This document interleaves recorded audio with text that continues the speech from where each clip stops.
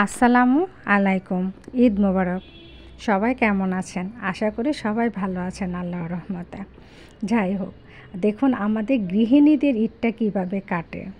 আমরা সারাক্ষণে ব্যস্ত থাকি, আর গৃহিণীদের ঈদটা শুরু হয়ে যায় ঈদের 2 থেকে 3 দিন আগেই। আমাদের অনেক ব্যস্ত থাকতে হয়, শত ব্যস্ততার মাঝেও আমরা মনে করি আমাদের এটা একটা আনন্দ। ঘরদোরকে সুন্দর করে গোছানো, পরিপাটি করে রাখা, এটা পরিষ্কার করা, ওটা পরিষ্কার করা, প্রত্যেকটা ঘরের আনাচে কানাচে ময়লাগুলি পরিষ্কার করা, যে লোকে কী বলবে, ময়লা হয়ে আছে, মেহমান আসলে দেখে কী বলবে। এই জন্য আমরা আগে ঘরের দিকেই সময়টা বেশি দিই। মাছ মাংস কেটে ধুয়ে রাখা, তারপর দেখা যাচ্ছে যে আগেই কিছু কিছু কাজ গুছিয়ে রাখা যেন ঈদের দিন ঝামেলাটা না হয়। তাই ঈদের আগের দিন থেকে আমাদের গৃহিণীদের পরিপূর্ণ ঈদ মনে হচ্ছে যেন শুরু হয়ে যায়, কারণ ঈদের দিন অনেক ব্যস্ত থাকতে হয়।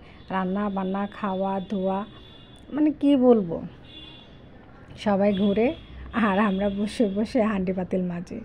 এটাই হচ্ছে আমাদের গৃহিণীদের ঈদ। তা আগে আমি সব কিছু একটু করে রাখার চেষ্টা করছি, যেহেতু একা হাতে সবগুলি কাজ করতে হয়, তাই ওইভাবে আমি করে নিচ্ছি, কারণ আমাকে হেল্প করার মতো ওরকম কেউ নেই।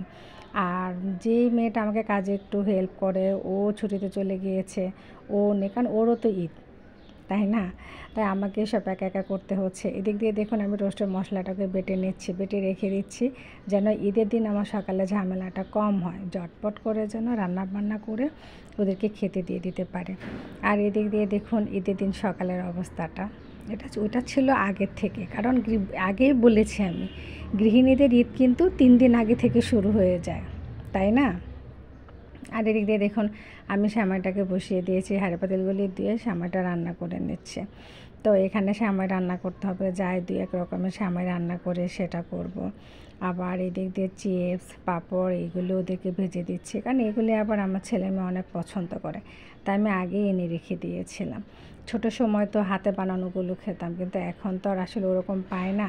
আর আমাদের বাড়ির ওরও এখন ওরকমভাবে মনে হচ্ছে যেন হাতে বানায় না, তার আমরা পাই না, কিনে খেতে হয়, তাই ওইগুলি ওদেরকে বেজে দিচ্ছি। আর এখানে জর্দা সেমাইটা রান্না করে নিচ্ছি। আবার এদিক দিয়ে রোস্ট বসিয়ে দিয়েছি, এক চুলার মধ্যে পোলাও, আর এক চুলার মধ্যে আবার গরুর মাংস, মানে একে একে সবগুলো আমি চাচ্ছি যেন তাড়াহুড়া করে শেষ করে ফেলতে পারে, তারপর বিকাল টাইমটা যেন সবাইকে সময় দিতে পারে, সবার সঙ্গে একটু আড্ডা দিতে পারে। কারণ মাথার উপরে কাজ থাকলে বসেও শান্তি নেই, তাই না? এদিক দিয়ে আবার মেয়ে বলছে ও নুডলস রান্না করবে, হ্যাঁ ঠিক আছে করো, কারণ ছেলে আবার বলছে ওর বোনের হাতের নুডলস খাবে, কারণ এটা কোরিয়ান স্পাইসি নুডলস, খুব ঝাল ঝাল করে রান্না করে, ভাই বোন খুব পছন্দ করে এটা। আর এটা হচ্ছে গৃহিণীর